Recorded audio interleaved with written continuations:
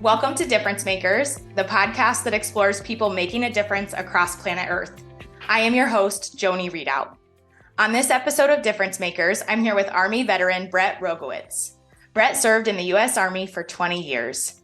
He currently serves as an adjunct professor for leadership studies with the Department of Homeland Corporate Security and Leadership at Slippery Rock University in Slippery Rock, Pennsylvania. Bret was selected as the U.S. Army Cadet Command Recruiting Operations Officer of the Year for his commitment to the Cadet Command Mission and ROTC cadets. A member of Slippery Rock University's ROTC program cadre the past 10 years, Rogo has helped elevate the program to being ranked second in the Northeast. Bret, first, let me thank you for your service to our country and the ways that you continue to serve. Appreciate that. Thank you for being with us. We're excited to hear about your difference maker experiences. To start off, who are the people in your life that have been difference makers, and how have those people been difference makers in your life? But when you sit back and think about it, and I was telling my guys here at work, because I locked the door so nobody interrupts us, it's hard to sell yourself. I'm not one of those kind of guys, you know? But when I look back at my time, believe it or not, it goes all the way back to the 8th grade when I had this gentleman come to my house because I was failing drastically in school, and his name was Thomas Wargo. So this guy, just a friend of the town, I guess you would say, not necessarily my parents or anything of the sort, but he was a guy that cared about people. Come from a very large family. I think he had like 7 children of his own. But he came to my house and talked to me how important it was to care about academics in order to achieve and get to your end all goals, which for me was playing football back in high school eventually. Yeah. And, you know, if you were constantly getting, I think grades back in those days were called E's and not F's. But I was constantly getting E's, and I didn't care about school and anything of the sort. But, you know, Mr. Wargo came and talked to me. And ever since that day, I took a different approach to life. And I mean, that's what, 14 years old, 15? Mm-hmm. And I lived with this guy throughout my career. Thomas Wargo, Mr. Wargo, whatever you want to call him, he's deceased now and gone, him and his family. But from that day to now, where I am today, I still live by his motto of helping other people out and just taking the time to listen to other people. And, you know, if somebody needs some guidance, you give them some guidance. You give them what you have inside of you. Now, we all don't have the answers to everything, you know. It's just like growing up and being a parent. When you have a kid for the first time, you don't know what to do. But just in general, he would be my first person that I've ever met in my life that made a difference in who I am and still carries on with me today at my current age of a young 28, let's just say. And then the second person was my first real supervisor in the military, Jasper Jones, which I totally lost connection with. Have never seen him since I left Louisiana, Fort Polk, back in 1989. But Jasper Jones was a leader that actually cared about his subordinates. He was willing to take the time to help out and mentor and coach people. And I know he did it both on a professional and personal level. Back then, I just remember when I met my wife and we were moving into an apartment, he was willing to come and help move on the weekend. And not many supervisors do that for you, you know? Yeah. So the two biggest people in my life were Thomas Wargo and this guy named Jasper Jones. And I tried to find him, believe it or not. I don't know where he is or if he retired or whatever. But those two people live with me today. And I kind of live by their mottos and how they mentored me. I teach in middle school. So I teach 8th graders. And it's interesting when you talk about that age. And the people that can make an impact. So that's one of my missions as a teacher, and my purpose behind this podcast is helping. It's all started with me thinking about the impact of teachers and how we have a difference we can make on kids every day. But it's that people ask me all the time, like, why did you pick middle school? Why do you teach middle school? Like, that's such a tough age. But I also think it's such a pivotal age for kids to figure out who they are and to have an impact on them, just like you said, for Mr. Wargo, like where he just stepped in and he was like, hey, I think I can have an impact on this kid. And it's really enjoyable to know that. And like for you as an educator, I don't think educators get enough respect today. First of all, you don't get enough salary. That's number one. Because I advise a lot of students on campus, not just in leadership, but for my ROTC, and there's different majors. And when I see an educator come across my desk, I'm like, are you sure you want to do this? I was like, you're single, you have to pay for an apartment. It's not cheap anymore today. And educators aren't getting the respect that they used to get back in the old days, for me, is what I'm trying to say. But the impact, I think, can happen anywhere along the line. For me, it was middle school, and I kind of agree with you, making that step to high school. When do you start taking things serious and caring about your future? And I can tell you, as a college professor, there's a ton of them here on campus that don't even realize why they're in college until they hit their junior year of college. So, yeah, I mean, I love it. I love Mr. Wargo. And like I said, I'm sitting here today, which is almost 40 years later, talking about Thomas Wargo and how he impacted me, Yeah. In the simplest of ways, just caring, right? We can all be that. And that's all it is to it, which, when you look at the whole part of like your whole title of the podcast, making a difference. Yeah. It didn't ask for nothing in return either. Neither did Jasper Jones. You know what I'm saying? They were just there to help you. And Mr. Wargo became not only a mentor to me or somebody I idolized, but he became a friend as well, because I kept him with me while I was in the military. And we, go back and forth about the Philadelphia Eagles, because I am an Eagles fan. But we'd go back and forth like that, and he would always check and see how your Army career is going on. But when I sit down with people, there'll be times when I have to mentor somebody, and I bring that certain scenario of Mr. Wargo back into the conversation today. So yeah, you're definitely going to have an impact on some.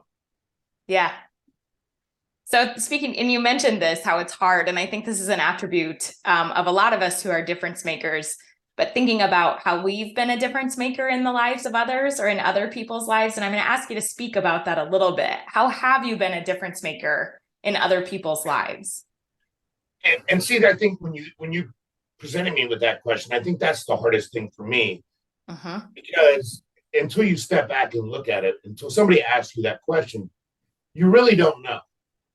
And I could give, like for me, I'm a coach, I'm a teacher, I'm a mentor, but it all starts with three things for me. Number one, you got to care about somebody else beside yourself. That's number one. Number two, you got to listen to people, right? You got to listen. And the third thing is, for me, is time. You have to invest time. So if you don't have those three things, you're not going to be a successful difference maker. Like if you don't. So it takes sacrifice. And for me, if somebody needs me, or somebody needs me to listen, or you have an issue or a problem or just need a direction, I'll take the time out of my day. And I think that's where it all starts with. No matter who it is or how we're doing it, I just take the time out. Whether I'm shopping at Walmart and I meet somebody that can't get something off the top row because I'm a tall individual. Yeah. But then literally, I can meet somebody out of the blue, and then they'll start telling me about their gallbladder surgery that they had a week ago. And I'm like, I don't even know your name. But they just want somebody to listen to them. And for me, when it comes to making a difference, I guess the two biggest things I remember in my Army career, I had a young soldier that came to me one night, late at night at my home, and explained to me his situation. about him, his wife, and the current 3 kids they have. And I was placed into a really hard predicament because he was asking me for money so his wife could get an abortion. Mm. So, when you hear that and you take a big gulp, because do I believe in abortion? No. I mean, do I think it should, it should be a person's choice.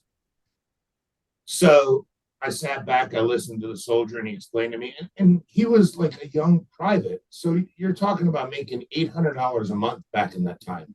Uh-huh. 3 kids, a wife with a 4th one on the way. So I sat and talked to him for a good 2-3 hours, and he explained the situation.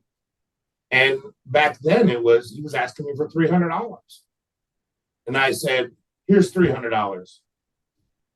You make the choice. You do what's right or wrong. If you use it for it, that's fine. That's your choice.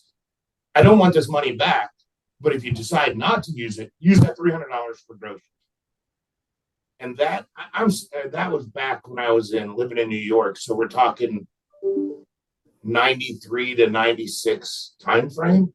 Yeah. And just then, it's, again, you're sacrificing your own time, your personal beliefs, and you're just extending generosity to let them make the decision. And I prefer not to make a decision for anybody because we make our own decisions.